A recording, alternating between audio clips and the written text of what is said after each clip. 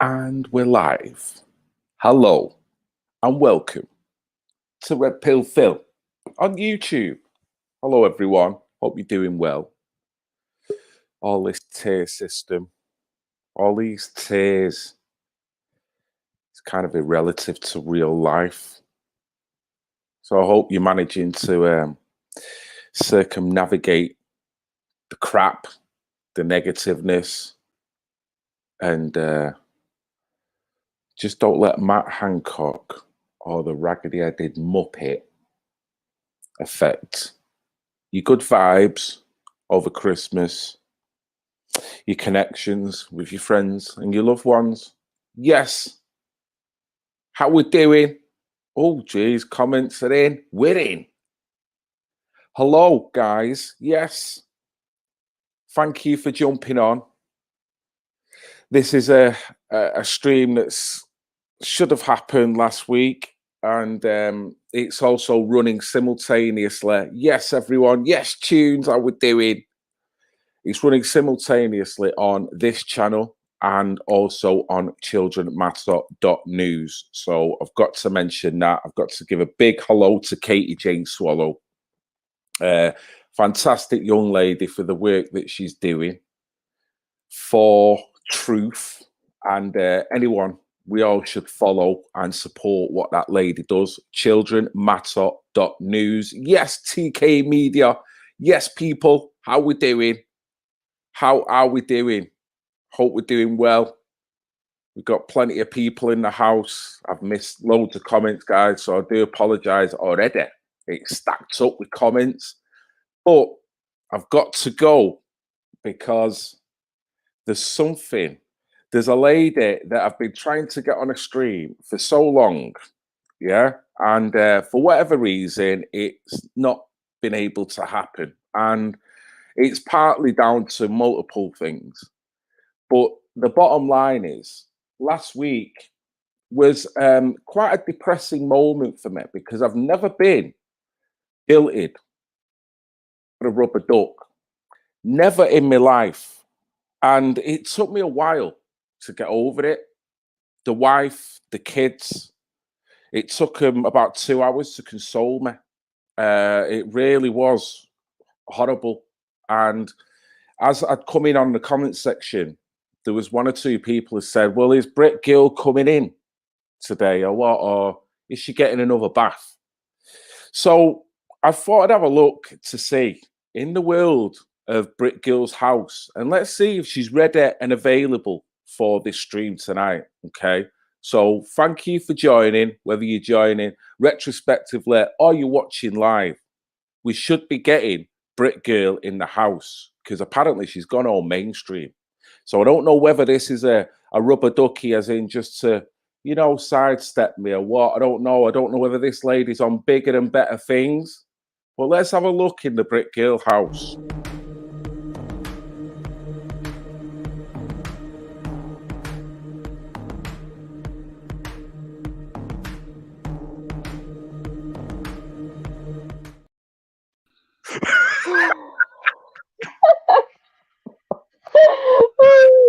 I'm sorry, Britgirl. I'm sorry. That was brilliant. I don't even have a rubber duck. You need to get one now. I was genuinely in the bath, but I don't have a rubber duck. Oh, the amount of people that were disappointed. I mean, never mind the tier 3 system. They were gutted. They'd come on. I know, but good things come to those who wait, right? Well, I guess there is that. And, you know, I guess there's other things that people have been worried about to take their mind off things. So how are you doing anyway, Britgirl? I'm good. I'm tired. I'm frustrated. I'm fed up. A plethora of feelings, as I imagine most people are. Mostly frustration, I have to say. At the utter lunacy of this country. I genuinely thought I lived in a smarter nation than this. And it's quite terrifying how ignorant people are still choosing to be. Well, and it's a choice.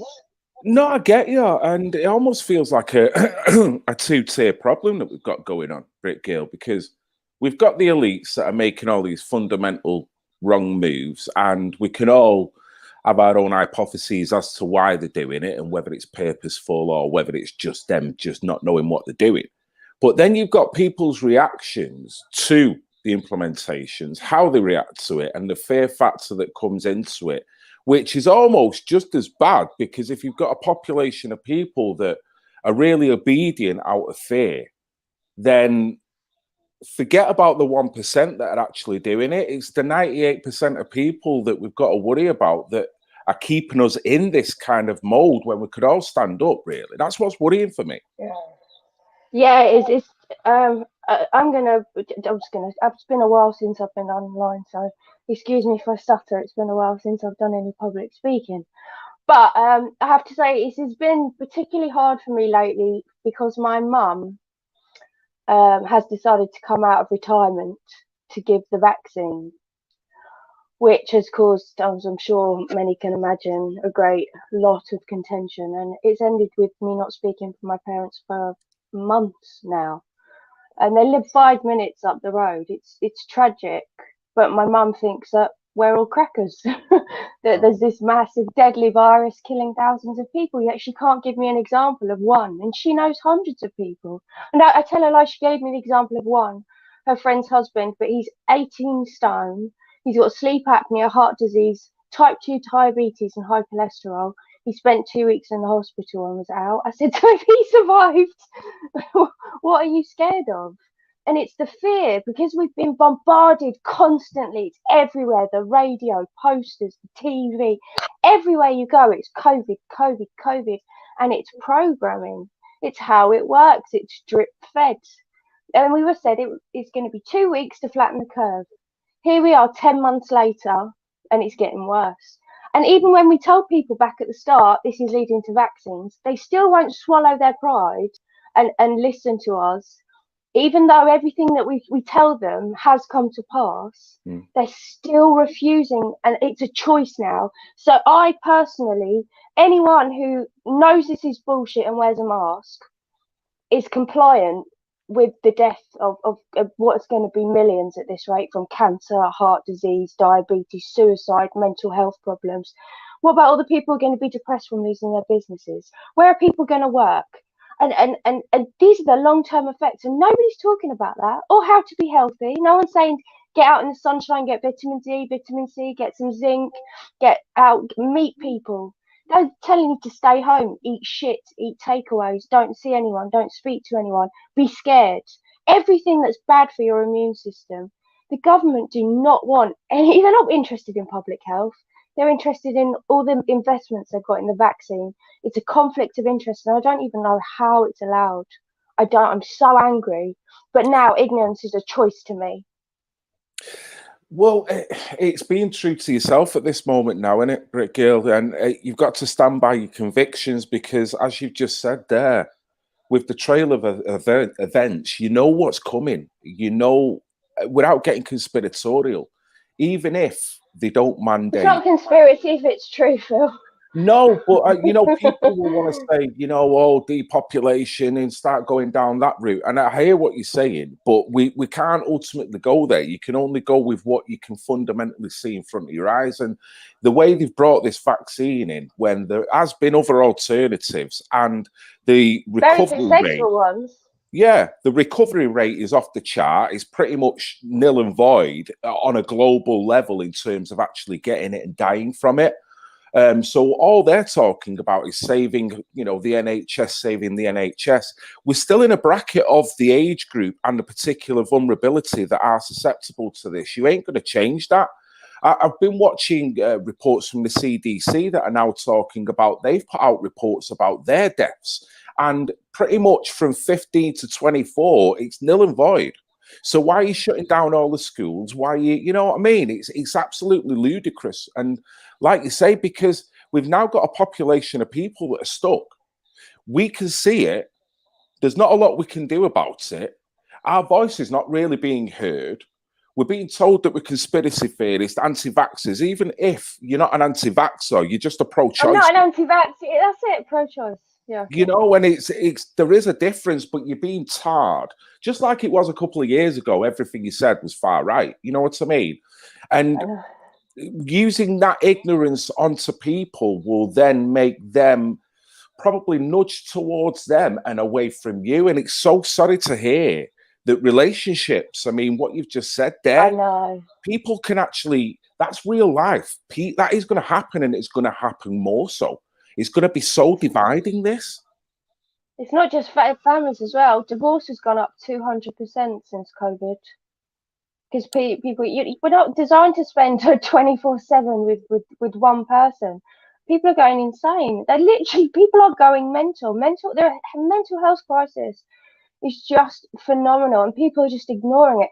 It's like everyone went to sleep one night and woke up one morning and thought that nobody died, and then COVID hit, and it became this all-consuming. We must save humanity from this virus that actually kills average seasonal flu numbers. Oh, and seasonal flu has disappeared. So this isn't even on top of, this is instead of. Yes. So this is basically just flu. And what's frustrating is it's just another strain of the coronavirus. We've had the coronavirus for nearly 90 years now, and they have not been able to successfully vaccinate against it in 90 years of study and research. Yet you want me to take a vaccine that you've rushed through a lab in 4 months when you haven't even isolated the virus yet. And yet you're telling us it lives for 2 days on the surface, but the vaccine has to be stored at minus 70 degrees. Well, we all know that a vaccine is the virus. So how the fuck does it survive on your jumper now for 28 days?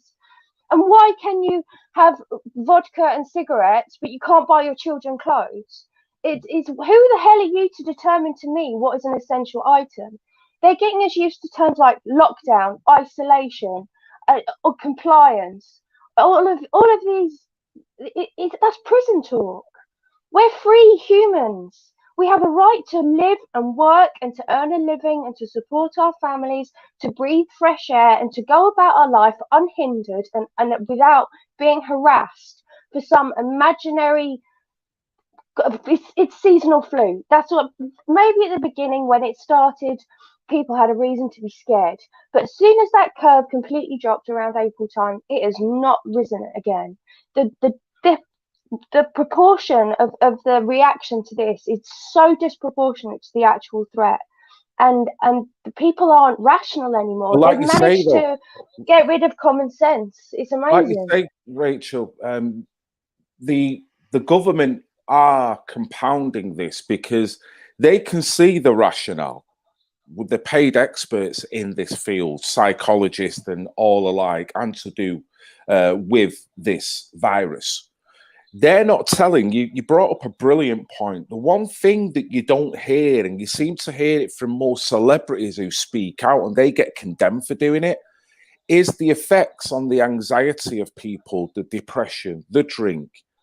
That seems to be totally overlooked in order to, like, save the NHS, or it is save what seems to be now a small population that will be affected by this. So then when you overlook your cancer patients and everything else, you can understand why you've got your divorce rates and everything else going up, in a sense that, to me, yeah, spending so much time together will be a major factor, but it's under these conditions that are massively compounding it as well. Anyone trying to live their life under these situations, it's 50 times harder. The anxiety just on the average person's face walking down the street, to the point where it's manifest, where a person in their own vehicle will wear a mask. And, you know, I done snagging at someone's house, Britgirl, a few weeks ago, and they arrived back in their car, just them two, with a mask on. They went in. Roughly about 30 minutes later, I knocked on their door to do some snagging. They were both wearing a mask in their house. And that wasn't for my benefit. They obviously were spending the day walking around. I'll be sat here in this seat and I can see two kind of streets from either window. And the amount of people I'll just see walking to the shops with a mask on. And I know. It's insane. It's so, for me, it comes back to the same thing again. How do we get a population to realize that their obedience is going to be their worst downfall? In a sense that you can't. If you haven't woken up by now, I mean, that you still you got to go on these pages and the comments are just like these people are so brainwashed that I just don't think there's any hope for them. They are going to be queuing up to get that vaccine. They're all saying, I can't wait. They've got a filter, I'm in, or I'm ready to go, or something floating about on Facebook. And everyone's like hyping for this vaccine. I'm like, so you're going to take a vaccine that's got a 90% effectiveness against a virus that's got a survival rate of 99.8%? What the hell happened to our common sense in this country? Yeah. It's like everyone, they've been dumbed down, maybe through fluoride and chlorine and the pesticides that they should put all over our food and God knows what else that they spray in the air. I mean, we have got a dumbed down society who are totally incapable of thinking for themselves or researching beyond the BBC. It's tragic because we're helpless. The ones of us who are awake, we're utterly helpless until a fuckload more people wake the hell up. And they're just not waking up. It's like I can't even wake up my mum, and she agrees with me on everything other than this.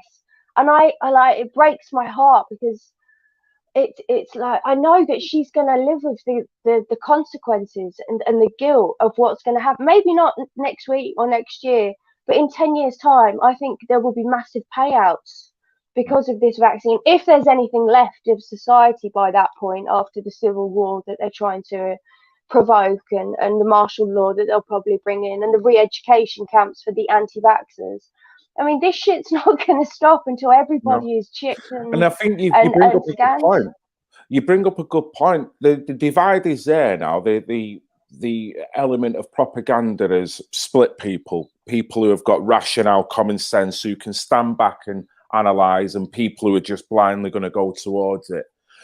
In a sense, now, all they have to do is keep ramping up how the people who are on that side, the anti-vaxxers, how they're going to be the problem moving forward. Yeah. And literally, but how if somebody's vaccinated? Can I just say something here? How if you're vaccinated and your vaccine works, why the fuck does it matter if I'm not vaccinated?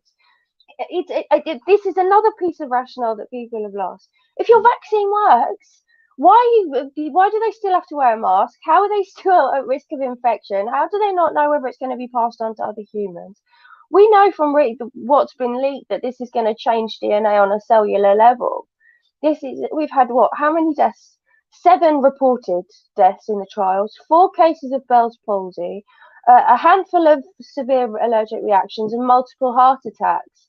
And that's just in a tiny fraction of a number. I mean, those percentages are far greater than the virus right now.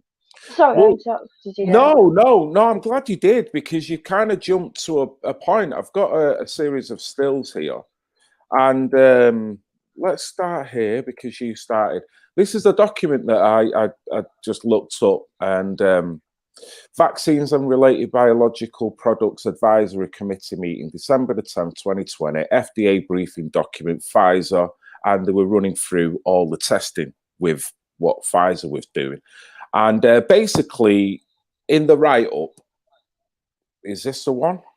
Is it right? This one. We'll start with this one. Okay.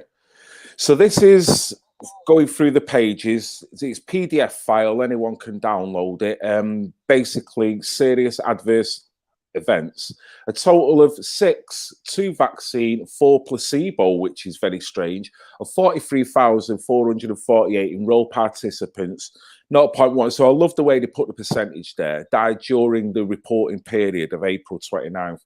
And then it basically goes on that some of these cases, because they've died later on after the test out of the observation area, you could say, what they've tried to do, they've tried to downscale it and say, well, the deaths that happened are in line with their age group and what happens generally in the population in which they live. Do you understand what I mean? So it's totally sideswiping the fact that the injection or the adverse events has had any effect to it whatsoever.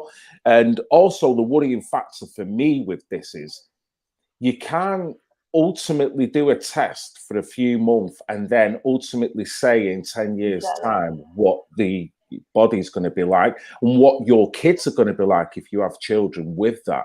There seems to be no... That's if you can even have kids.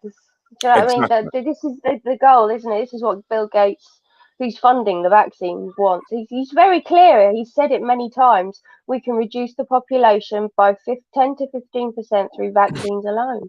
They made 50,000 women in India infertile. He's banned from going ever out there. He paid out a huge lawsuit. What he's done on testing on kids in Africa. I mean, the man, he's a genocidal sociopath. You watch him when he talks, and he has sociopath. It's called Duper's Delight. It's when you can see them smiling as they talk about the evil shit that they're about to do. And he is just brimming with Duper's Delight. And he's more like Mr. Burns every day. He's turning, like, you look at him and he's starting to look like Mr. Burns. And you're just waiting for him to say, release the hounds, really, aren't you? No, I get you. And there's an element of coldness that, same here. I mean, we're talking about the emotional effects and everything else that I must admit that are not affecting me fundamentally, although I feel some form of anxiety. I think anyone would be lying if they haven't felt that at some point over this. But I'm in a good place. I'm creative, so I've got ways of diverting and escaping from this. What I'm fully appreciative of is that there's a lot of people that are not. There's a lot of people that are susceptible, a lot of people on the other side, if you want to put it like that, that are totally up for the vaccine, that I feel for even more than people on this side. Because they haven't woke up, it's like no, if not what they do. Now, I'm not castigating them. It's just that I know the position. If they would actually use common sense, they would stand back a little bit. I mean, looking at this with the pregnancies, female study participants of childbearing potential were screened for pregnancy prior to each vaccination with a positive test resulting in exclusion or discontinuation. So that's when they got onto it from study vaccination. But how many of them... Actually, it says here, the study has collected outcomes from all reported pregnancies that occur after vaccination or before vaccination and not detected by pre-vaccination screen tests. 23 pregnancies were reported, though, the data cut-off date, before the data cut-off date. So, in a sense, there's already some that's now pregnant that have now had this trial, and they can say, well, anyone who we screen and we're going to, you know, isolate them, that's fine. But how are they going to do that when it comes to rolling out the vaccine? And ultimately, we know they can't run a piss up in a brewery. So there's going to be a lot of people that go under the net and get the vaccine, not only because they didn't need it, but there's going to be all types of ailments in terms of the actual individual itself, metabolically, how it will affect them. Because as we know, the adverse effects between me having the vaccination and, let's say, you, Britgirl, are going to be different, would you not say? Absolutely. And some actual news I just read before I came on here is Australia have scrapped their vaccine. Australia's not going ahead with it. They don't believe it's worth it. So they've actually scrapped it on safety concerns. Brilliant. And it's been halted here. I don't know if you're aware. They're not actually giving out vaccines here at the moment. The vaccine centres aren't operating as of the minute because, again, over safety concerns. So it's like, what about the people that you gave it to already? All the NHS, and they had to start with the NHS. Why did they want to start with our doctors and nurses, the people who would be there to look after the sick? And also, why would you vaccinate 80 and 90-year-old people? I mean, every flu season is risk to them. That's just how it is. Why aren't we letting nature take its course anymore? Why, like, people die? That's just how it works. When you get to 80 and 90, it's why are you testing it on them? It's like they're actually trying to bump them off rather than save them, and they can't see it. Same again with the actual, what do they call it? The medium age. The median age is approaching the 80s. 82.4. You know, so if the whole world has to stop and everyone is almost getting brainwashed into vaccinations or being divided through family members to, you know, if you're not deciding to have it, over saving the population of 82 years, and I'm not up for euthanasia, and I'm not up for going, we'll leave them. No, like you say, there's an element of natural occurrence here, and people will kind of demise when they demise. It happens all over the place. I mean, ultimately, you can't vaccinate the world to save the eldest in life when you're talking about fundamentally changing the economics of the world and the human psyche of humanity. Social distancing, you're telling people not to be tactile, you're telling people never to touch. You go to nurseries and telling kids now that they can't hug each other. I know. And I 10 know, years it's of that. For what? A survival rate of 99 point whatever it's 6, 7, 8, and the median age of 70s to 80s. Imagine you got cancer, right? And the doctor says to you, "You've got cancer, it's bad, but you've got to survive." The chance of you surviving is 99.8%. You'd be fucking elated, wouldn't you? Yeah. You've literally got more chance statistically of being hit by a car. Yeah. But nobody gives a crap. They don't like. They're not worried about that. Or they're not concerned about the fact how much money has been pumped into cancer, how many years, and we don't have a vaccine for that or any like cure for cancer. But they've managed to come up for a cure for a strain of a virus they haven't been able to vaccinate against in 80 years, and people still can't see it. And I don't know what it would take to get these people to wake up. I really don't, short of mass genocide and bodies lying on the street because of the vaccine and not the virus. But then what they did very cleverly with COVID, and everyone knows this, is the small print, is anyone who died within 28 days of having a positive test. But with the vaccine, people will start dying of other causes. It won't be because of the vaccine. It won't be died within 28 days of having the vaccine. Yeah. So they'll make it, and the people are so manipulated into thinking that BBC, ITV, Channel 4 are worthy news sources. Whatever they tell them, they just go along with. And how you can't get through that cognitive dissonance until it actually affects multiple people on a mass totally scale. agree with you. Because what it is with this, you've got like an investigator that then looks into the vaccines to ascertain whether it was the vaccine that created the adverse effects or whether that was just the individual. How they can do that, I don't know. But same again, what they do, they fudge. So if it doesn't happen the moment that basically they got, they don't tend to want to call it that way. And it says here, all deaths represented the events that occur in general population of age groups where they occurred at a similar rate. So they're almost trying to say, well, listen, guys, this doesn't necessarily they would have died anyway. If they died 3 months later, sat in living the life, you can't necessarily put it on me. And like you say, how many times is that going to happen? I could show you some of the other graphs where it talks about, I think the actual terminology they use. Let me try and get it up here. Get rid of this comment. There it is, solicited injection site. Now that's obviously the area around where they actually, but you look at the figures and people are going through an element of discomfort leading all the way up to death with these tests. Mm-hmm. Now, obviously, yeah, you can go by population and think, okay, well, dose 2 or dose 1, 78, and you know what? There's 18,801, so it's only 0.4. But then what if that 78 go on to have real complications within 10 years? Yeah. And then what if the 18,000, nothing's happened now, but something kicks in further down the line with them? Like you say, the way they've rushed this bleeding vaccine in, who's to know? And we don't thoroughly know because no one's really telling us. So even though they try to put 0.4, 0.3, it still don't matter because you're injecting something that is a foreign body that's obviously being rejected by the body. So you don't know metabolically how it's going to, and one size don't fit all here. Yeah. So yeah, I mean, sorry, I'm just a series of ranting here. You just go for it, Brit. No, you carry on. The series of stills. Yeah, I mean, we're all pretty. We're all in the same boat, aren't we? I mean, let's get on to other things then. What Matt Hancock said today, putting the world under a bloody tier system. What do you think of that? He makes me do that. Makes me want to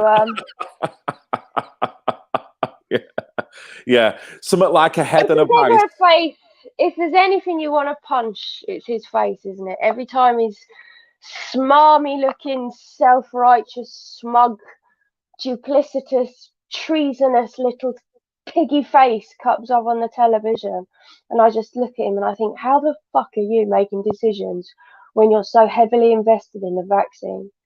It's like, how is it allowed? How? Trump had to give up all of his businesses when he took office. He's lost billions by being the president. It's what people think. Oh, he just did it to get him and his mates rich. No, he didn't actually. He gives away his entire salary, and he's lost 2.1 billion in personal wealth. He's actually on the verge of not being a billionaire anymore. Whereas our politicians, Boris and Hancock, or they've all got their little sticky, fat Etonian hands in the puddings and pies of the vaccine, the ventilators, and the tests.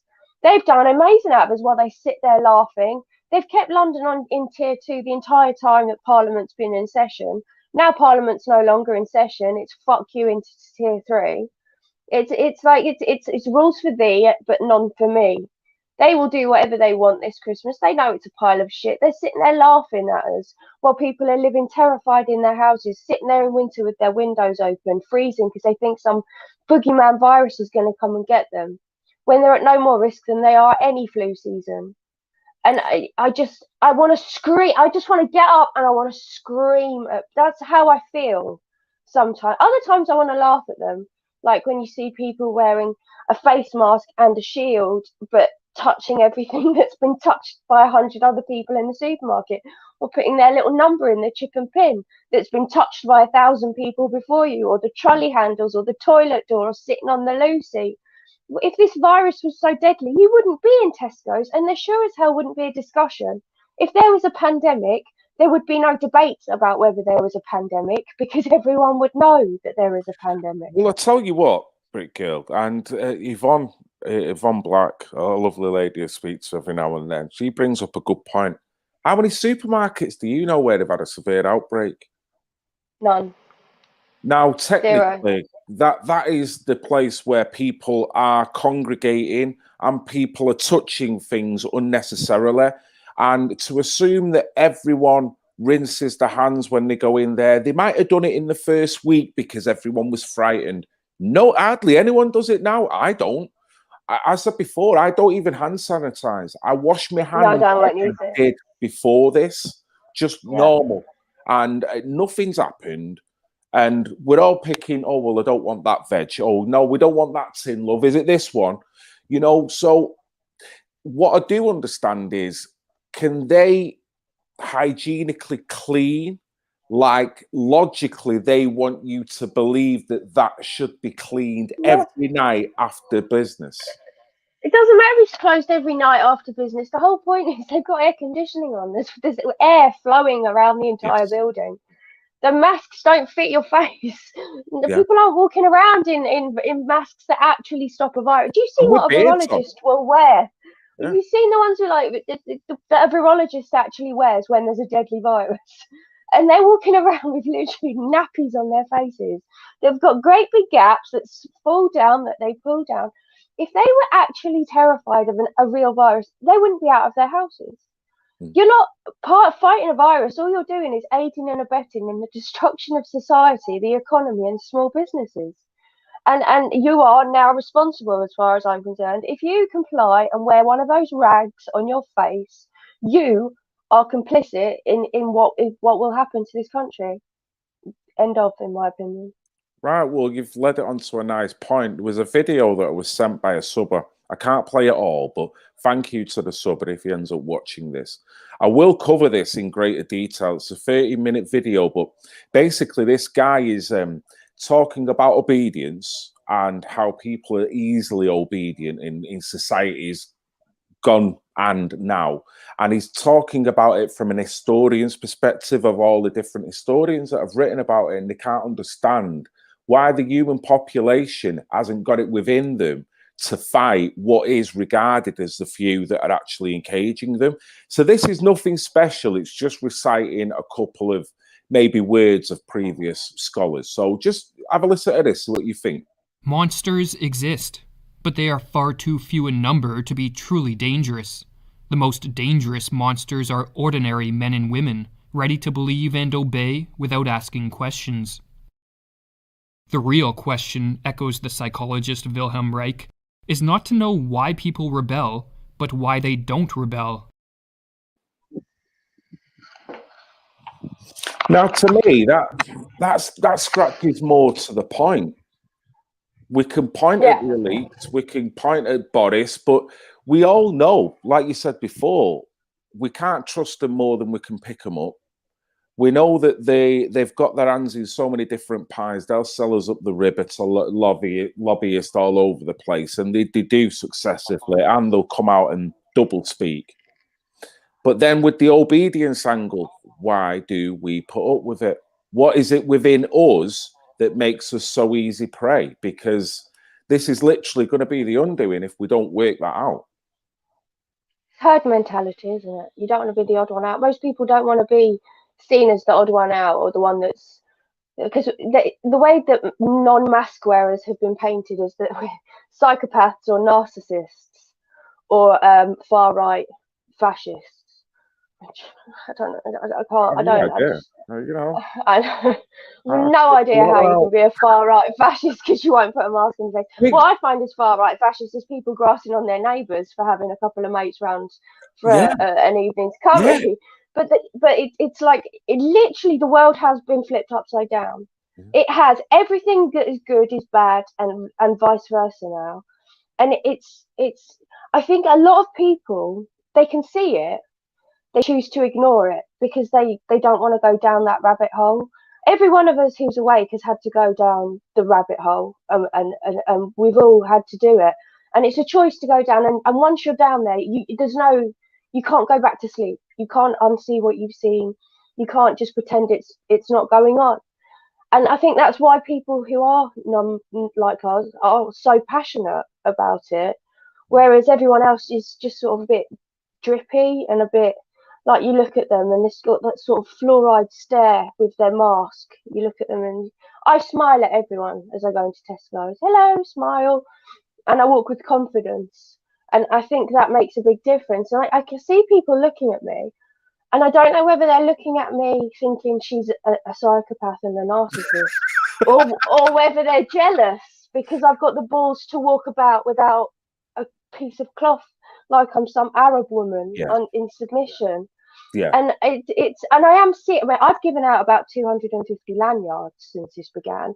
I just kept buying loads of lanyards with the exemptions. I've given them to everyone, my dentist, the nurse. All these people didn't know. If people aren't informed of their rights, they don't know that they can't force you to wear a mask. It's not law. There's no law on this earth that can restrict them, that can force them to make you restrict your own breathing.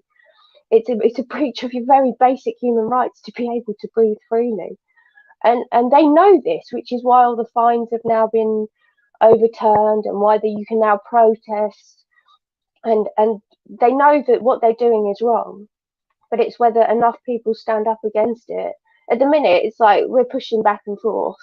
The government does this, and a few people will push back, but we need everyone to just go, nah. And what we need is a few thousand people to storm Parliament, if I'm being honest. But I mean, I'm short of that. I don't know what else would. What? Yeah, that'll be playing into their hands, because you will be seen as a load of nutters then. You know what I mean? Because they've been able to. I'm talking about finish what Guy Fawkes started. No, I totally agree with you. I mean, it totally deserves that treatment. But ultimately, on a psychological level, you've lost the moment you do that, because they've got the upper hand. Same again with the vilification and the castigation of everyone who thinks like this and who's got rationale and who wants to stand up against the narrative. Don't matter what the narrative is, if you want to stand and think and question it, you become a target. You become obsolete, in a sense, from the normal public. And that's the position they want to keep you in. And they want to keep them people as if they're the ones that are helping society, when in fact, you could argue that they are the slaves. They're literal, they're mental slaves. And it's ironic that You've got Black Lives Matter. You've got all the other organisations that were running around over the year doing all They've kinds. all disappeared now. They've all disappeared. But the They served true their purpose. oppression is not coming from or to the Yeah. black man. It's coming to humanity. And with what is going on now, this is what I regard as true oppression. You know what I mean? Don't give me that George Floyd crap. You know that this is true oppression. Fentanyl overdose. You know, when it's happened, but people are still left with that concept, aren't they? And it's actually thinking, well, there'll be some people who probably follow Black Lives Matter that will still look at you and think, well, you are a bit of a Nazi, Rachel, the way you're coming across here, the way you don't want to understand my narrative. But yeah, Boris is doing exactly the same thing to them, and Matt Hancock's doing exactly the same thing to them as he's doing to you, as he's doing to me. So what's going on in here? How they just can't click from their own mental bubble. So if they're finding it the problem, the people that truly don't want to wake up for fear of knowing that it's dark when you open that door, because it's never easy. Yeah. Maybe they're just too scared to open that door, and life is much easier if we just leave it out the way. But in reality, look at it when you go through, sorry, I'm ranting here, but when you go through a red pilling session, you open that door, it takes you to the pits, and it still keeps you at a home of the pits because you realize reality, this is the reality. Yeah. But there's a liberation that comes with it, Britgirl. And I wouldn't. Yeah. Back. No, I wouldn't. Like, if somebody gave me the option, here's a pill, if you take that, you'll go back to watching I'm a Celebrity, Get Me Out of Here, and thinking the Kardashians are the be all and end all. Like, I'd say no, thank you very much. I'd rather live knowing what's coming and be prepared for it. And like I'm now, I'm homeschooling my daughter. I've taken her completely out of the education system. I have my own business, and we are prepared should the worst happen. I prepare for the worst, but I hope for the best. I mean, in these times, that's the best that you can do right now, because there are so few people who are willing to stand up. And I mean, I see so few maskless faces when I go out. It's wearing. You get out and you just think, if you haven't woken up by now, you're never gonna. And what does that mean for my daughter's future? What does that mean for the children? What sort of debt are they going to be left with? What sort of economical crisis, employment? This is the entirety of society for a few people getting flu. And you just, you have to laugh, or you would go crazy. I did have a spell of anxiety when we came back from Cyprus. We went away for 10 days. Managed to get out just before the lockdown. Literally, we flew out, had to have COVID tests, had to pay 280 quid for a test, which I run around my bathroom sink and then sent it back, and it came back negative. There you go. That's how effective the tests are. There was no way I was sticking that anywhere near me. So did it around the bathroom sink. I figured there'd be enough DNA in there from brushing the teeth, etc. Sent it off. 2 days later, got the results back, and off I flew to Cyprus. Only person on the flight not wearing a mask. The air hostess treated me like a leper, and I'm thinking, you're sitting in a tin can full of recycled air with masks that don't fit. Yeah, I'm the nutter for wanting to be able to breathe. I was like, you're breathing the same air, regardless of whether you're wearing that nappy over your face. But when we came back, what hit it for me was we got back to Gatwick, and they were only flying in one flight at a time and getting them through baggage reclaim and customs at a time. So we landed, and the doors of the plane landed into the tunnel, opened, and there were stood 10 armed police officers with Mac 10s, dressed all in black. Now, I don't know if you've watched The Handmaid's Tale at all. If you don't, I suggest that you do. But people who watch The Handmaid's Tale will understand it. They were like the Guardians, all dressed in black, intimidatingly stood there with these big submachine guns telling people to put your masks on, put your masks on. Everyone else had the masks, but I wasn't wearing one. I just walked out and smiled at them. But this anxiety, as I went through the airport, we walked through and there wasn't a soul there other than the people on our flight. We got to baggage reclaim straight through. So we got to passport control. We were straight through. There was no queue. But again, at the entrances, armed police everywhere, standing there. We had to fill out government forms in case there was an outbreak, so that they could contact us for isolation. So upon return, we all had to do those and complete the forms. And there was police officers again there, about a dozen or so, with again big weapons and guns, telling people to get their paperwork out. And I was like, I felt like I was there with my Star of David on, you know, my lanyard around my neck. Like I stood out like a sore thumb. Yeah, but what I noticed was not a single police officer, not a single customs officer, border patrol or security officer was wearing a mask. Not one of them. And we got through passport, we got to the baggage reclaim, and then we walked through customs. And I look to my right, and I smile at everyone. I make a point of smiling because I don't want people to think I'm not wearing a mask because I'm an arsehole, because I'm not. I'm just wearing one because it's my right to not do so. If your mask, you believe that mask works, it shouldn't make any difference to you regardless, should it? But as we walked through, we got to customs, and I looked to my right, and there was a table with about 8 or 9 customs officers all sitting there, like together on the same table, shoulder to shoulder, no masks on or anything, telling us to stay socially distanced as we walked through. And at every stage through, there were armed police. We stepped outside of Gatwick, there was not a soul.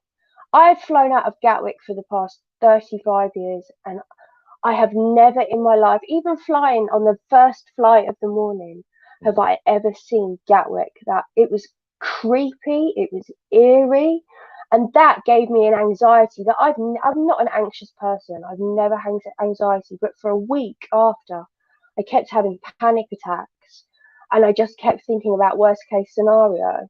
And now I know this is going to be worst case scenario because there's just not enough people fighting back. And I don't believe that the money that Boris has invested in the military is going to be spent on the Navy. I believe it will probably be putting soldiers on our streets enforcing vaccines eventually. I believe the Nightingale centres will probably be turned either into forced vaccination camps or holding camps for those who refuse to be tested or vaccinated.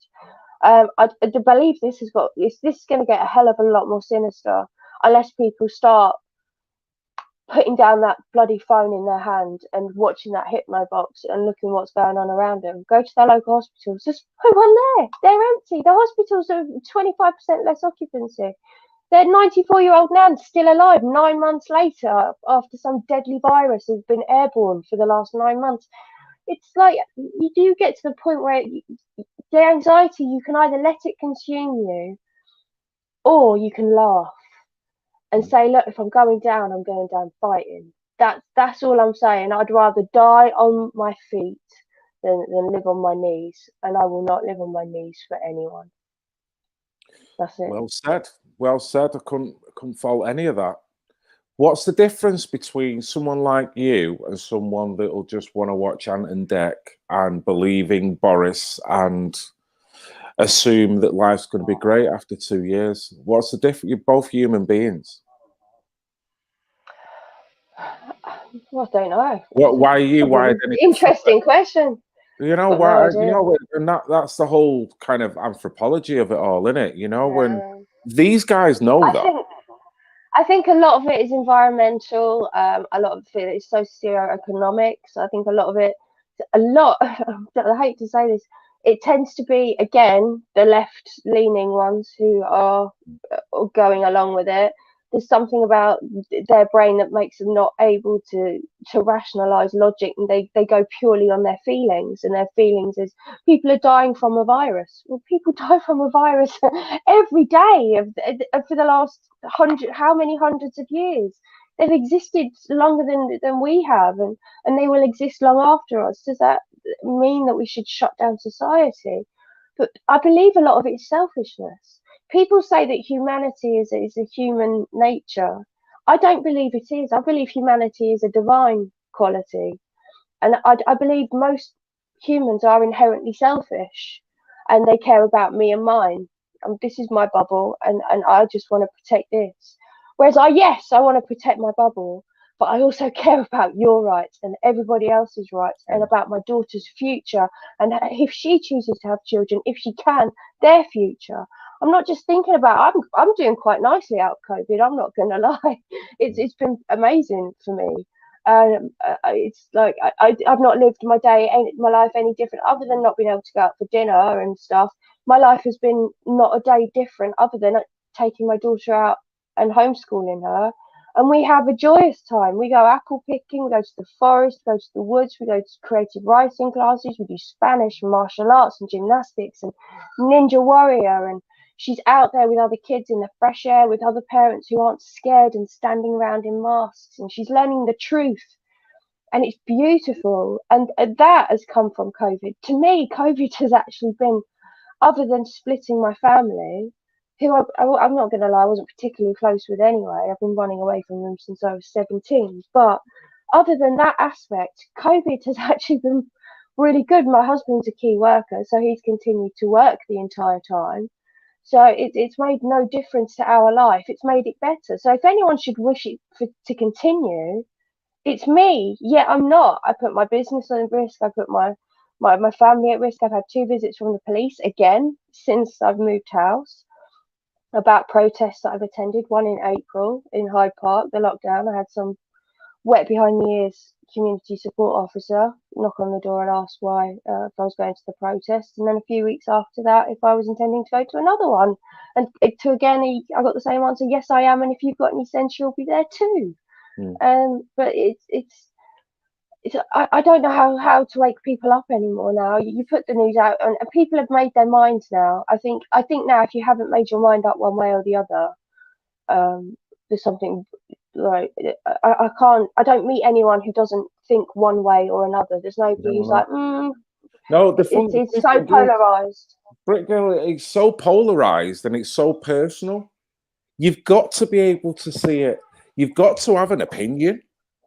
Otherwise, then what's the point of you being on this planet? If something fundamentally is facing you and you're like, you can't even notice it. You're right, dude.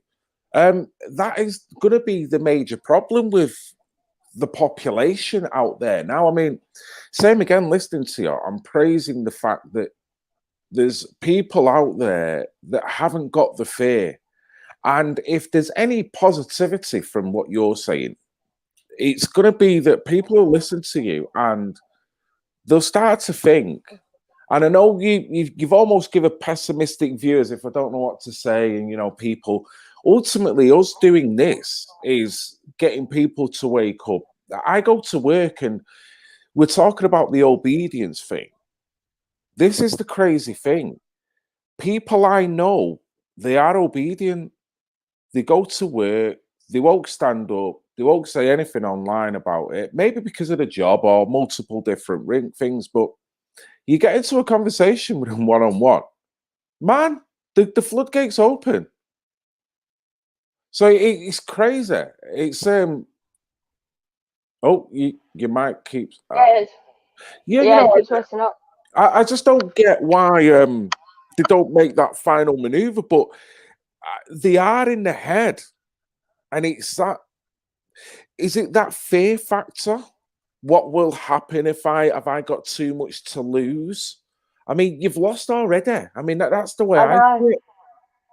All these businesses that have closed, all these people who've lost their livelihoods, even big multinationals aren't surviving this. Wagamama's, Frankie and Benny's, Peacocks, Jaegers, Bon Marché, they've all gone under. That's thousands of jobs that have lost. That's thousands more people without a job. There's no jobs going, so where are they going to work unless they want to deliver pizza? Because, I mean, that's pretty much all they do is, or be a COVID testing center employee. That's literally your options right now. This has real life consequences, and people think, well, it's okay, I'll just get my stimulus checks and my universal credit. Eventually that money's going to run out if people aren't working, and people are so ignorant to where things come from, the money comes from, the government's money comes from. They're just like, oh, we'll just spend more money on it. Where do they think this money comes from? And it's like they live in this little bubble of dumbness. They've never thought about stepping outside of, or even contemplated doing any sort of research. It's like people will say to me, where did you find that out? And I'm like, I'm not here to spoon feed you. go and do some research for yourself, because whatever I tell you, you're just going to tell me it's fake news anyway. Why don't you go and look for yourself? I've gotten to the point now where I don't want to spend hours of my time trying to talk to people who it goes in one ear and out the other. I just tell people, do your own research. Don't use Google. Start anywhere but Google. Yeah.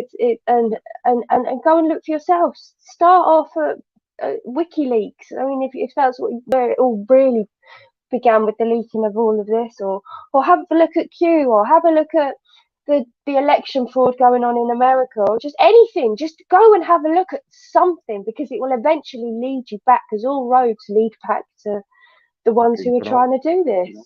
Yeah. Isn't it? Yeah, no, I can totally agree with what you're saying. And it's sad to see, because it's not an intellect thing, it's not an IQ thing. These are, same again, it's people who are probably that fearful of what they may see if they look into these things. And maybe life might, the thought of them trying to get through life with that ultimate knowledge, maybe that doesn't give them prosperity. But I guess in order to get through to a level of prosperity, you've got to know exactly the level that you're at. So for me, I don't mind talking to people who have had the most worst things happen to them, because that's humanity. And I'm better knowing than sitting in my house, watching my aunt and deck, never wanting a conversation on such a taboo subject, because not only am I letting them down, I'm letting myself down as a human being. And how are we supposed to get anywhere if people... What's the point of your existence? What's the point of your existence if you're not going to at least try and contribute to your society or humanity, or care enough to... Well, exactly. Look at the realms and the situations that go through fundamentally every facet of society. And that's fundamentally that what these elites are not doing. They're not looking at that. They're just coming out. I mean, we'll go back to what you said before. They're quick on giving the fear. They're quick on telling it how you've got to obey. And literally, Matt Hancock was at it again today. He's throwing the propaganda out as if you're going to be the problem. You're the problem. Act like you've got COVID and then just stay in your house and stay out of everyone's way. I mean, instead of saying to them, health and well-being, you know, at this worst time, guys, I'm sorry to do this. Health minister. You know, but yeah, exactly. You know, build your antibodies up, get some good sunlight, drink plenty of fresh water, make sure you're keeping yourself stimulated, and none of it whatsoever. So is this not enough for people to go, are these people that we've put our faith and trust in, we've voted in, you know, we're giving massive pay rises to, and, you know, is it time? Everyone else is on the breadline. Well, yeah, you're shutting everything down. How many jobs are going to have to go?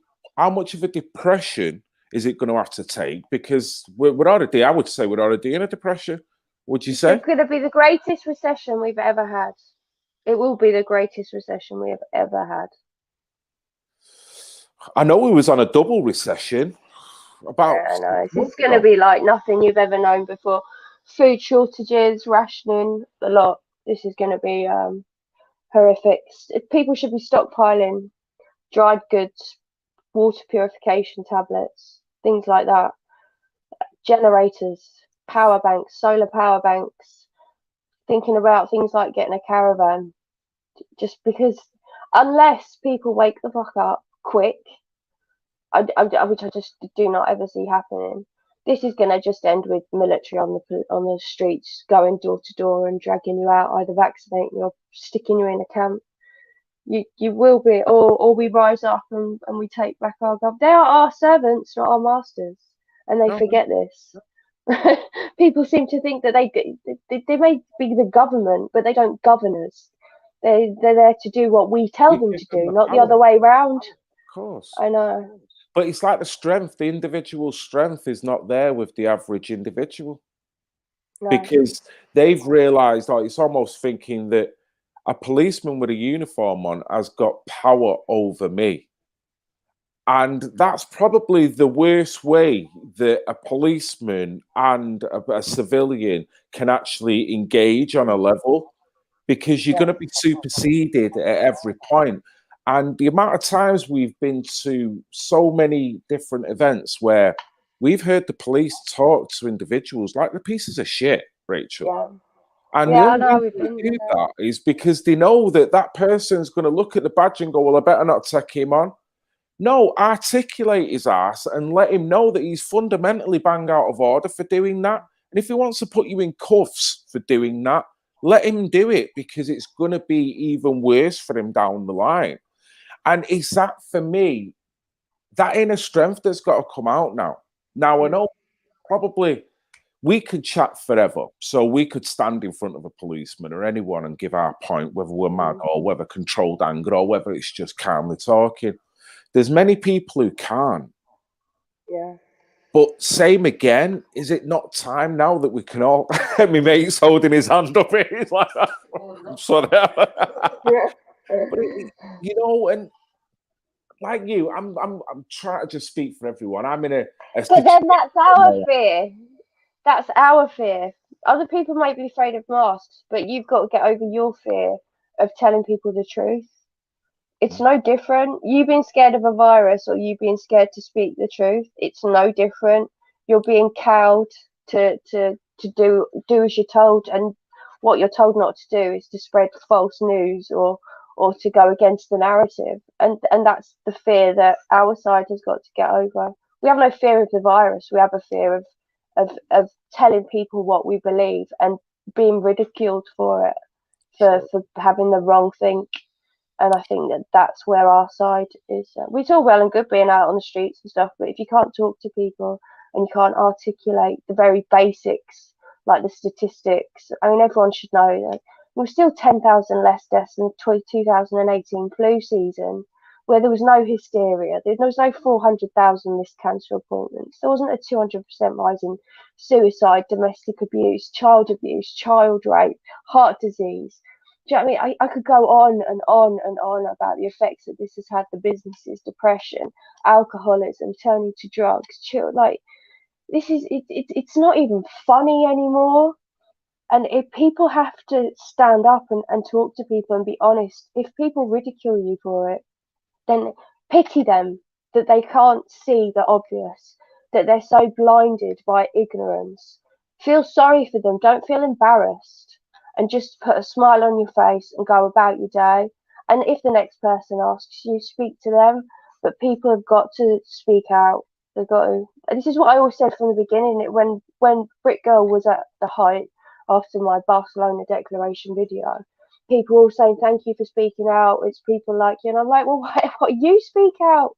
You've got you've got a gob. You know the facts. If everyone spoke out, what could they do? If everyone just stopped closing their businesses, what could they do? Yeah. If you build it, they will come. If people open their shops, people will go because they're desperate. I'm desperate to support small businesses. I'm desperate to support. I don't want to be shopping in big corporations. I never have liked to. So, but as far as humanity's going, unfortunately, all I do see at the minute is doom and gloom going forward, because there just aren't the numbers. Like the marches you go in every year, this is good for everyone. London, we thought this is going to be amazing, and it's a few, maybe a couple of tens of thousands. You think that should be millions. There should be millions of people. How many small businesses are in this country? 1.7 million. There should be at least that many people there. I'd have psychologically been affected. I mean, you know, I've never known a time. No one that I know of has ever known a time. I mean, you could argue the Second World War and the weeks coming out of that, how that must have affected the nation. And I could totally understand if people said, well, you know, there was a similar low at that time.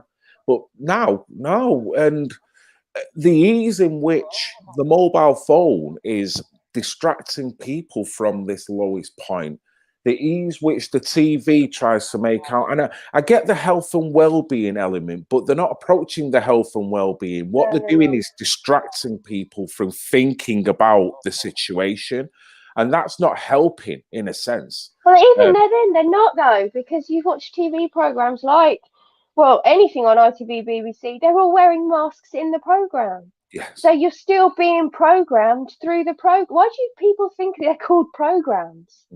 television has literally been programming us since its invention. It's been lying to us and programming us and emasculating men and promoting perversion, and is degenerating a word? I don't know if that's a word. It's been retarding society No, I get it. for the last 20, 30 to 40 years, seriously. And it's... You bring up a larger point, because when we're talking about the fracture of society, the breakup of the nucleus family has played a massive role in it. And when when you look at all the other different facets of it as well, the gender and all the other pumping of all this Marxist crap, no wonder we can't get together. No wonder you've got people that will be blindly obedient, because it is such a scary place to walk out in that wilderness and hold your head up and literally go, no, this isn't right. To stick your head up in a society that just wants to slam it down, like you said before. And I mean, I don't know where to go from that, other than just like you're saying, being positive, hold your head up, and literally own the position that you currently stand within your own mind. And don't be afraid to admit that. And that, for me, is the only way forward. I can't imagine. I don't even get mad at people now. I used to. We all done it, didn't we? We used to get... I feel sad for them. We did. I feel sad for them. Yeah. There used to be zombies, used to be sheep. Now it's not, because you know what? Yeah. If they don't get it, we're all done. So unfortunately, it's sad that they don't see it. I can't create a world where I go mad at everyone that don't want to see it, because ultimately they might have the most valid reasons on why they want to ignore it and just think of paradise. And in some ways, I can get that as well. It's such a complex thing. I love me DJing. I love making my music. I've introduced that on the channel a lot more over the past few months. That's helped me fundamentally so much, getting out of it, because it's hours, headphones on, just, focus out of it. I get on my bike, out of it. They're all escapisms, but it helps to gain my health and well-being, and it doesn't then make me afraid of going back into looking at the dark side. And keeping that balance right has helped as well. So I mean, what to me is, what's Christmas going to be like for people who are not thinking now? I mean, we're thinking, we know what... Miserable? Be miserable? I've lost you. Oh no, you're still there. You're still there. Yeah, right. No, I thought you'd lost you. You know what? It'd be miserable for them. For me, we'd be a table elbow to elbow like we are every Christmas. I'm in a dinner with multiple households around my mother-in-law's. Brilliant. And it would be fabulous. And nobody's going to stop me or doing anything until I've committed a crime or broken a law. To that point, leave me the hell alone. You do what you want to do. I'll do what I want to do. If you want to have a vaccine, more fool you. Don't just leave me out of it. If you want to open your business, open your business. If you want to leave it shut, leave it shut. Let people make an informed decision as adults about what they want to do with their own damn lives. I've been convicted of no crime. It's that sentence, isn't it? I've done my sentence but committed no crime. We are the champions. But we're not at the minute. We're the highly frustrated, getting really pissed off with it all now. And yeah, and like you're saying, keeping yourself in a positive vein is going to pull you through, and just hoping exercise. Yeah, I love my bike. I've lost so much weight. I've kept myself nice and healthy. I've got my friend here who's on a bike, but he keeps moaning that his bike's not as good as mine, and his legs, and he's trying to say I've got a Porsche bike. His leg power is just like, he's got the leg power of a toddler. So what do you expect when you kind of ride a bike like a kid, So it's one of them. He's trying to save up for an electric bike to sort me out and reverse the angles a little bit. A Porsche and a Nissan Sunny. A Nissan Sunny. He's got a Nissan Sunny. I was going to say a Lada. It might as well be a Lada. It is pretty bad, actually. But going on, Go Oh, I've just castigated his bike live on air. You know it, Paddy. You know it. Going on to more positive things, Rachel. It was your birthday not so long back, wasn't it?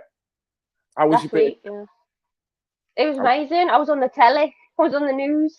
Well, it's funny you should say that. I knew you were going to have it lined up, you bastard. Here we go, guys. He has hosted the country's first meeting in front of racing fans since March. Around 500 spectators gathered at the all-weather track, which can now host up to 2,000 people under Tier 2 restrictions. Well, strict safety protocols were in place, but racing fans told our sports reporter Juliet Parkin that it was great to be back. We've been coming every year for the last 6 years, so we're absolutely gutted when it was all cancelled. So absolutely elated to be back today. And the local and the national.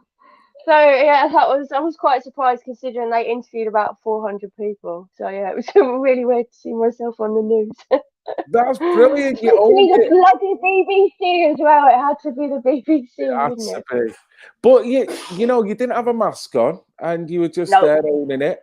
There was one clip where I see the guy that got interviewed. He had a mask in the stands, but he didn't. Yeah. No, he didn't have a mask in the stands, and then he did have a mask when he was being interviewed. Yeah. So he capitulated at some point there. But I've just got one more clip. I've got one more clip where you and your family are sat enjoying a nice little glass of bubbly. Afternoon was horse racing. Lingfield, one of 4 meetings in England with Payne's. That's me! I love that. That was genuinely spontaneous. Like, what? I'm actually on there. I know. Excellent. Well, I knew we'd been filmed, but they filmed everyone. But again, there was like maybe half a dozen people there not wearing masks, and because I stand out quite a lot in my red, which I always wear. They interviewed, and then she said you might be on the news, so I thought we'd watch. And then I turned up on the bloody national news. I was like, oh, that was the BBC at 6, which I know my mum and dad watch. So, so they'll have seen me on the news not wearing a mask. Yeah. So how was the event? How did it feel? Because it was amazing. I know it was an amazing event, but it's quite a momentous thing. They've not been allowed crowds now. There is crowds. What's the feeling like? Was it the celebration overriding the fact that this is crazy? Yeah. Right. Yeah. I mean, there was an element of both. Every single. The funniest bit was they've drawn in paint on the grass a circle with circles within the circle, which was the smoking area. So you see these people go and stand in these circles to have a fag, but they weren't 2 meters apart. They were about 30 centimeters apart with these bubbles. But you had to go in the bar one door and out another, because you know that viruses only work in one direction. Obviously, you always adhere to the exit sign of Irish. We all know that. But it was everybody we spoke to, everyone, and I spoke to a lot of people because I did drink a whole bottle of prosecco, and I do tend to get rather drunk and gobby. My poor husband, bless him, he does put up for me. But I was rather civilised because I did know I was at the horses and my daughter was with me.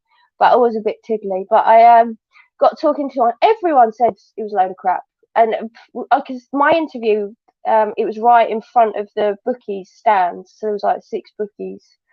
Standing on their little, I don't know if you've been to the races, they stand on little stands with their odds, and I was interviewed right in front of them, and when I come off, every single one of them went, "Way, well done, love." And they were all behind their masks. I was like, take them nappies off you. Everywhere I go, I'm like, unless you've bitten someone, only dogs wear muzzles. No. It's take it off. I want to see your beautiful faces. Well, now I guess you've gone back to tier. Has that gone back to tier 3 now? So there'll be we're tier 2. We are still East Sussex is still tier 2. Yeah, Hastings next door, they've gone into tier 3, and Surrey just north. But we are we're tier 2, and we have one of the oldest populations in Britain. So, and we were the first rollout for the vaccine. So I expect our death rate to go up because they launched it in East Sussex. Right. So we're going to see what happens with the vaccine. But we already had several severe allergic reactions, a couple of cardiac arrests. So we'll see what happens. But they've actually stopped the rollout. Have you seen this? They're not No. doing the vaccine here now at the minute. That's stopped for the moment, over safety concerns. So who knows what's going to happen? At the minute, it's on the toss of a coin, isn't it? Really, it's one way or another. A lot will also depend on what happens with the outcome of the US election, which I know is still open because all of my bets are still open on Sky Bet.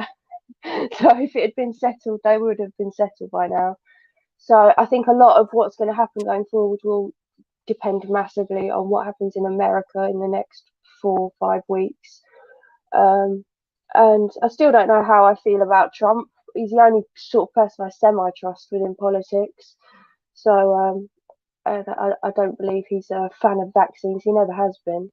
So when I think he's talking about the vaccine, I think he's talking about something entirely different, because he's had his first 40,000 batches sent to the military for testing, hasn't he? Now imagine if he was able to come out with an analysis of what's in this vaccine and what it would actually do to the human body. That would kind of No, I be the get icing on the cake. But on both occasions, I mean, with him and Hillary and with him and Biden, I have to say Trump would win them both.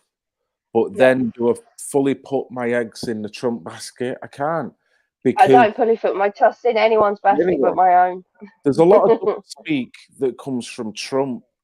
Even though he sings the right song and he seems to get the harmony right, there's an element of tuning, if I was to put it in them kind of terms, where he seems to say one thing, then do another. I remember when he got COVID, Boris got COVID, none of them had a vaccination. So why they then try to pump a vaccination on the population when they didn't themselves? To be fair, Trump had this I can't remember how you pronounce it. I'm just going to get cable. Remdesivir, which is what he's trying to get rolled out. He's getting FDA approval for that, which is a therapy rather than a vaccine. It's a tablet. And that's what he's pushing for. And he said he will give it to the world for free once it's been approved by the FDA. He's trying to come up with an alternative for the vaccine, and he's passed legislation making mandatories non-mandatory. So I actually don't think he is anywhere on board with the vaccine at all. I know that none of his grandkids are vaccinated. I know that none of his kids are vaccinated. So I don't believe that he would push that on the American people. I mean, you can say what you want about how, sorry, I keep dropping my phone now, or how crass he is and he might not be polished, but that's what I like about him. I don't want somebody who's polished. I don't want a politician. I don't want an oldie Tony. I don't want someone who sees results. And he gets results. The man gets good results. And I think people need to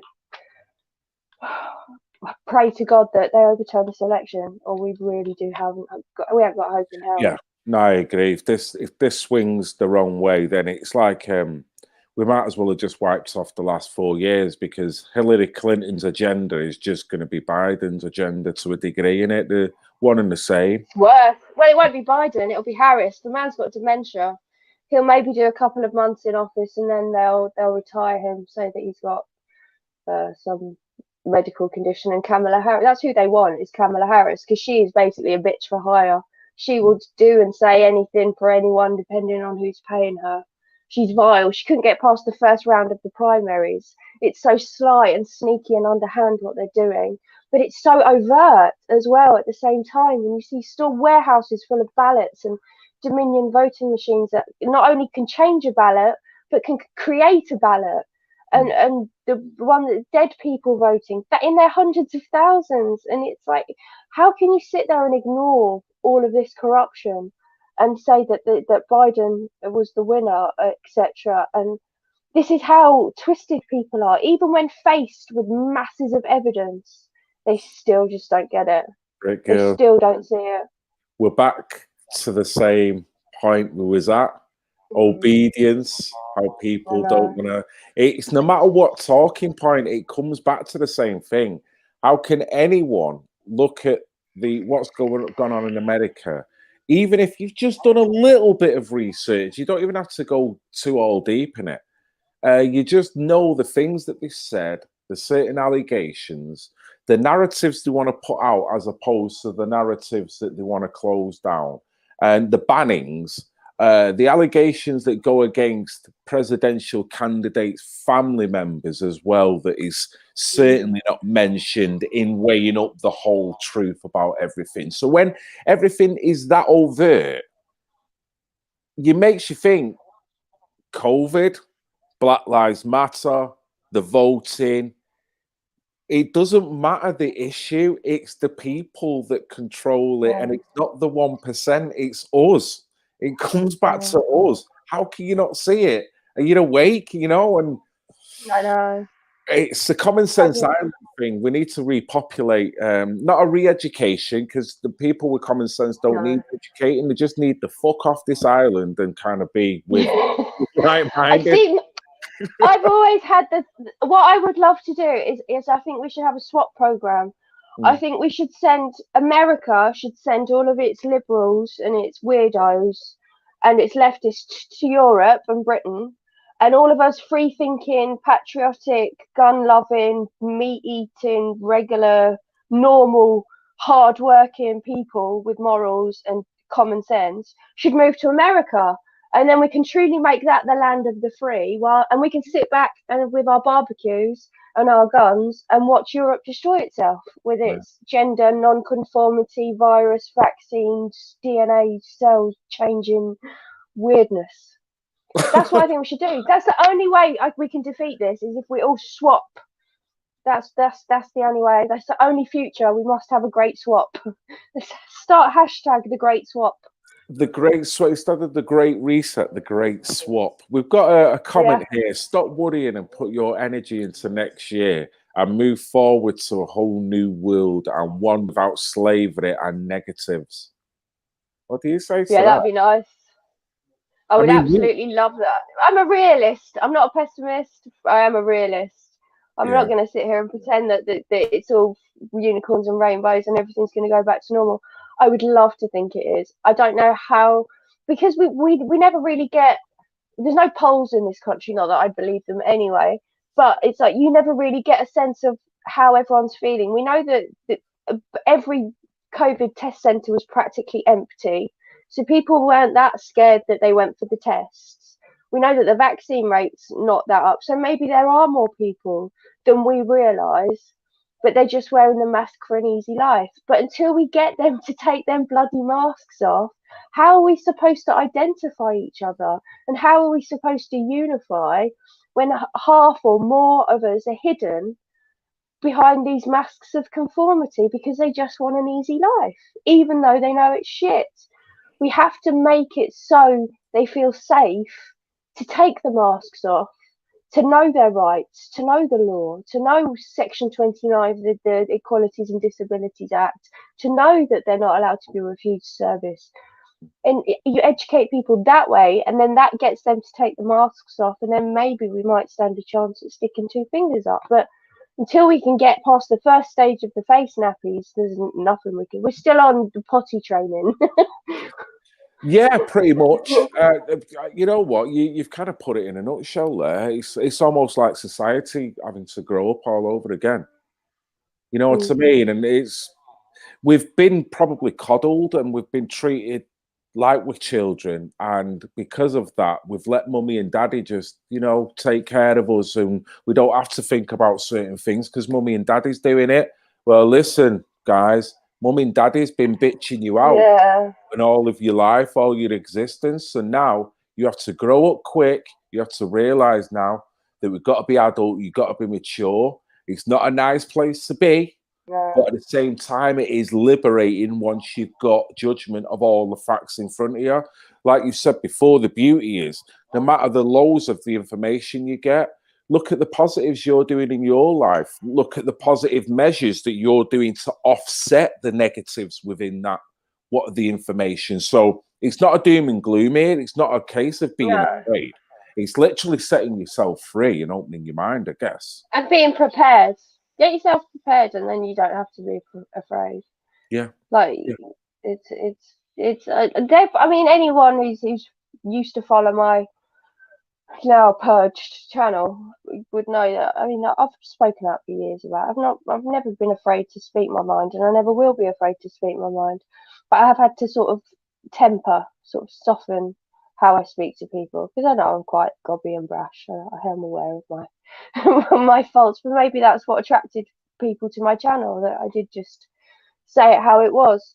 But some people don't like that approach, and so you have to tailor your approach to the individual that you're speaking. If you're going to scream in someone's face, although I did once in the shop, this old boy came in, and there was three of us in the shop, and he came in, and there was a fella in front of me who didn't have a mask on. I didn't have a mask on, and the fella behind the counter didn't have a mask on.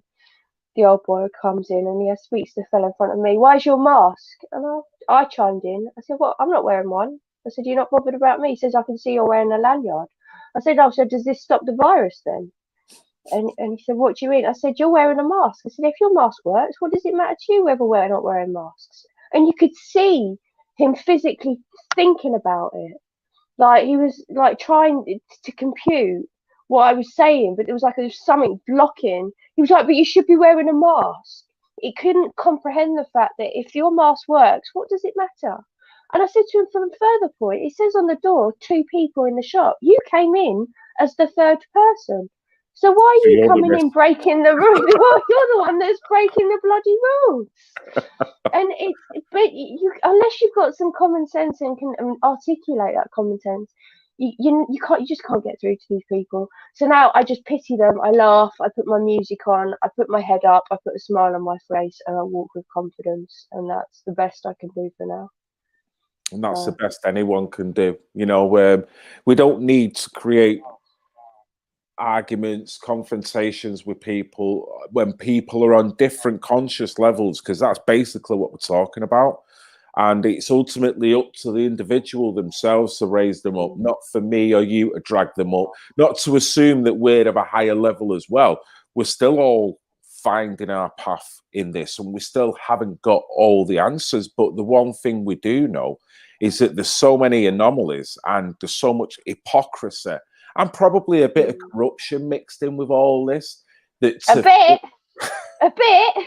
To blindly, well, kind of, I'm trying to be polite here, you know what I mean? But you know, a bit of corruption. It's amazing, isn't it? And it's getting, like I say, when it changes the human psyche of the child and how they've got to now react on a human level with other people now. That's the travesty in life, that you now, ultimately, the things that we enjoyed as children, Britgirl, our children may never get to enjoy again in the same way. Mine does. She does every day. She's out. Good for you. I mean, not everyone's going to have that luxury, though. And, no, of course. And again, there'll be friends, regardless of your manoeuvre, there'll be friends that ultimately she may not see because their families are feeling that way, or even they might feel that way as an individual, the kid themselves. So this will go on every level. Even a 6-year-old will have an opinion. Even if they don't know what they're bloody talking about, they'll still have that fear factor where they won't want to go near the mate now because they've been told this, that, and that. So, or near the police after seeing how they behave. I mean, my daughter, I nearly got lumped when we were in London at the protest. They were trying to play bulldog with us, blocking off streets and making us run through them with their batons out. And I went to walk through with my daughter, and one of them went to hit me. I went, I've got my daughter with me. I said, is this the impression that you want to give to children, that you beat people for walking in the street? And he sort of thought about it, put his baton down and let me walk past. And then it was back up again, whacking for the rest. And you just think, I am living in an upside down world. I genuinely feel like everything that I was taught to think was good is now bad, and the vice versa. And it's mental, and sometimes I think maybe we are the ones that are crazy. Maybe we are the ones who are trying to find things that aren't there. But then the facts don't back that up. The facts back up what we believe to be true, which is this: it's not a pandemic. We are being played. Lives are being ruined, and we need to stand the fuck up and do something. But we are so impotent. There's a great meme going around, and it's a single bee can do no harm, but when a million swarm together, you imagine the might of that. But we just can't get the numbers. People are so apathetic, or there's some excuse, they can't make this, or they can't make that, or they can't go to that, or they're busy with this, and you just think, our existence we're talking about, not your Saturday afternoon going to watch the football. Like, this is the future of your children Future or of life. grandchildren. It is. So I don't see that there is anything more important at the moment. No, I But there agree. you go. No, I agree. It supersedes a lot of things, even though you're very mindful of them all. Because this affects everyone. It's polarized everyone. This has cut through paradigms like a butter knife. And when you can literally split a dinner table at home now, whereas even talk about Brexit, talk about radical Islam, all the other little talking points. Yeah, you were putting niches, you were putting pockets, but you were generally, yeah, no, let's not divide the family over this. You've got your opinion, I've got mine. This, because it's so personal now. If you don't take that vaccine, I'm at risk. If you touch my kid, if you I don't don't run to. This is what annoys me. I'm not responsible for other people's health. I don't run to help fatties. I don't cut down on sugar for diabetics. I don't cut down on butter for people with heart disease. Why the fuck am I wearing a mask? I'm a lifelong chronic asthmatic. I've had it since my birth. Every flu season is potentially fatal for me every year. I don't expect people to take a vaccine and hide in their house to protect my health. When did we become responsible for other people's healths other than our own? My body, my choice, right? Isn't that what they tell us? Yeah. Isn't that what they say? When if they're allowed to murder a human, surely I'm allowed to reject being poisoned with God knows what concoction of chemicals, formaldehyde, aborted fetal cells, heavy metals, and God knows what else. They don't see their own hypocrisy. No, they don't. And I would rather build up my immune system.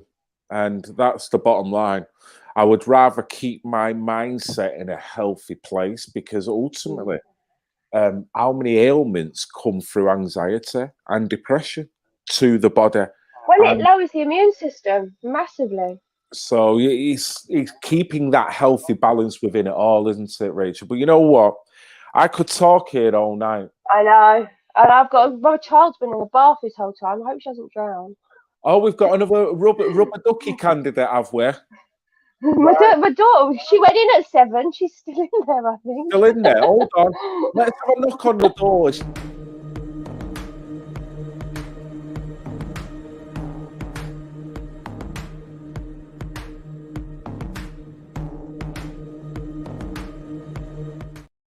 Yeah, I think he's I'm never going to get rid of that. I'm telling you. I'm going to get a rubber. I love it. Oh, it's been. I even remember the song, man. Say again. That Bert and Ernie. I even remember that Rubber Ducky song. Well, Rubber Ducky, you're the one. I was figuring, you know what? If I put that on, I'm going to get a copyright claim. The algorithm's going to pick up and they're going to have me over it. So I just kind of muted it and put it out. But listen, Rachel, it's been a pleasure. I hope As you always. and your family have a massively exciting Christmas through these dark times. Honestly, make the best of it. How can people get in touch with you if they want to? If they don't, do you want to leave any details? Because everyone just mostly via my channel. Because I don't have. I've been purged from social media now. You cannot have Britgirl on Twitter or fascist books. And so I've just given up. And to be honest, I'm happier for it. Yeah. I'm much happier. My marriage is better. We don't spend all of our nights both sitting there at a phone. Yeah. I have my channel and I am on Facebook, but I'm on there under my real name and I'm not going to give that out. You know what I really admire about you, Britgirl, is that you've done it for a while when even I didn't see it. You pulled away at the right time. You got yourself into a place where you're comfortable, you're happy away from all the crap that was going on. And you've started living. And that living ultimately has helped you, helped every one of your family members, and the way you're just radiant every time you come on, you talk. Yeah. You know what I mean? It's brilliant. It's absolutely brilliant. And I've always looked, because even in the first initial, when you were saying in April, there was a march that you attended. I didn't necessarily agree with that march at that time because I was thinking, well, hold on, I remember. guys. Yeah, I was I like, remember. let's just I'm cool a off. bit wary. I don't want to go down to London, is what you said when I asked Yeah. if you were going. Yeah, and I just didn't know what to do. And then you held your guns and you were like, no, I'm going. And I'm like, man, you stuck with your convictions. And over the time, I started to see and I'm thinking, no, there's something definitely not right. But the one thing I have done is not been afraid to admit that and not want to just carry on being the blip. No, Yeah. it's, turn. If you've got to turn, if you've got to rethink, do it. That's one thing that you could say about people that have not yet woke up, that don't be embarrassed about all of a sudden, if you think it's not right, going downstairs and telling your brother that thinks this is a load of Actually, bullshit. you're right. Yeah. Point. And we've got to be both humble on this side. That's why I guess we've got to leave the door open for people to come and not just go, well, look at you with that nappy on your head. You know what I mean? Kind of, because otherwise they won't want to come out, and we want that to happen. But same again, I'm going round in circles here. Just have a fantastic Christmas, and you too. Bless your family. Thank you. Are you going to be striding out? Is there anything in the new year that you know you're going to right now, or do you not know? Well, I'm in an iron about New Year's Eve. There's a big protest in London New Year's Eve because obviously London's now been put into tier 3 because the MPs aren't there anymore. But there's a big New Year's Eve party in London, and I'm umming and ahhing at the moment about going to that. But other than that, it will just be as and when they pop up. But I don't see. I mean, look at France has been rioting for nearly 2 years, and they've had zero change. I don't see what it's going to achieve anymore unless we just start getting people to take the damn masks off. That's what people need to be focusing on. Is not protesting. It's actually going to their town centres, small, local, with leaflets and talking to people, not marching through town centres and stuff. I think little communities, alliances need to be made. You need to make. This is how governments used to be run. It would be townships who would look after their own, and that's what government should be. It should be for that local community. What's good for London isn't good for Scotland or Cornwall or anywhere else. And I think people need to be forming their own communities and getting together with like-minded people and going out and leafleting and trying to educate people in the town and getting in contact with small business owners. We do it quite a lot with the home ed mums. They've always got papers and leaflets with us whenever we go out. We hand them to people because we're quite a sight. I mean, there's 30 odd kids in our home group network, and we go all places together. We went to go to the woods and swimming, and we're a big gang. Not one of us will wear a mask. None of the kids will. All the kids know the Magna Carta. They know their rights. They know common law. They know what to say if somebody asks them, because they've been told the truth. I will not raise my child in lies. It's age appropriate. I don't teach. There's a satanic paedophile gang that wants to take over the world and etc. But she knows that there's nothing for her to be scared of with COVID, and she knows that there's nothing to fear from it, and that she doesn't have to wear a mask, etc. And we hope through smiling faces and not being fearful that people will see that you reflect to the world what you want to see reflected back. Right, I think, and that's how you win hearts and minds. It is, and it's a karma thing, I guess, isn't it? Give love to get it back, but if it's through information as well, it's just the same thing. Ultimately, regardless of what side of the fence they're on, whoever they may be, we're all human beings. The love for that individual is still there, and you know what I mean. It's like, don't see my point of view as a threat to you. As I won't see your point of view as a threat. Let's just look at the positives that we've got, is that we're both individuals here, that we're both powerful together, not apart, fighting each other. And ultimately, but hey ho, we're both full of opinions, Britgirl. And as always, that's going to stop anytime soon, regardless. You know what I mean? Fuck it. Nope. I have a new selection of jumpers as well. I've got all sorts of. COVID's been fabulous for my funny sloganed T-shirt collection, and you've bought one of the T-shirts. The Christmas one. That was excellent. I love it. I wear it again today, but I thought, I don't know. You know, people might think, has he washed that? And I don't want any funny questions, so I'll wear it in a week or so or something, so people can understand. What? It's Christmas. It's the best Yeah. Christmas jumper ever. No, it is brilliant. It is brilliant, and thank you for giving me the heads up on that. But honestly, Britgirl, I'll have to get you back in the new year. We'll have to have a proper chat next time you go. If you are going A to proper chat? What, was 2 hours not long enough for you? yeah, I guess it's not. I guess we still have to talk about rubber duckies and get on that situation. But I don't even own a rubber duck, man. I'm setting a false narrative here. Honestly, half my comments are like, is she getting a bath again, Phil? Is she getting a bath again? I'm like, I don't know, guys. We'll just have to wait. I was genuinely in the bath. I completely forgot because you didn't message me in the daytime. I was just in the bath. And it was as simple as that, I guess. I was under the impression that because I said to you Monday, right, I don't need to get in touch with her. I know. And you Too would have, much going on up here. you know, I'm all over the place working on this, that, and that. And then I throw out the link, and I'm not thinking that you're thinking, well, if he's not been in touch with me during the day, maybe he doesn't want to do it. You go put the bath on, please, and put some of that Radox in while you're there. As well. Just like a couple of them. How do you know I use Radox? Are you spying on me, Phil? No, Do you work for the child? There it is. There's the Radox. Look, you know what I mean? On camera.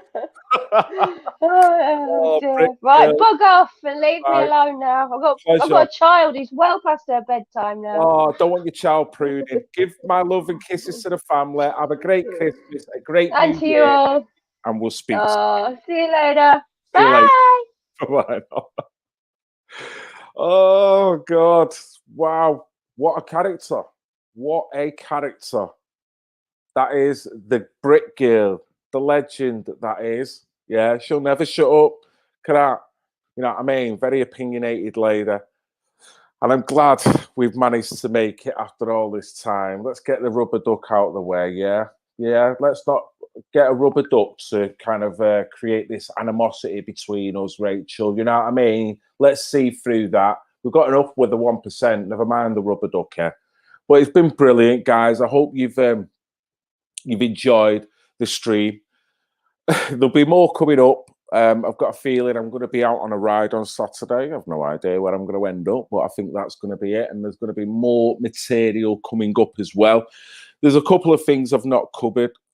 Britgirl is just like me. Yes. Yes. What a free spirit she is. It's great. It's great. And thanks a lot, guys. I've not really had too much with the comments section here, but I've understood. I've been looking, and you all seem to be having a good little chat to yourselves, and it's kind of left me and Britgirl just to have a nice little chat. So I hope you got something from it. Hope it's been informative for you. If you're a hater, you're a hater. I can't stop you hating. All I can say is that I love you. I really do love you. So enjoy the weekend that is coming up. Never mind the tier system, guys. Remind yourself on your personal development and your health and well-being. Never mind that raggedy-headed muppet and Mr. Twat Hancock. Pardon my French. So, guys, with that, I am going to love you and leave you, and hopefully hook up with you on Saturday when I might be on a bike ride somewhere. Thanks to all. Stay positive. Stay astute. I love you all. I love you all. I love you all. I love you all. I love you all. I love you all. I love you all. Even the pissing haters. I love you all. I love you all. I love you all. I love you all. I love you all. I love you all.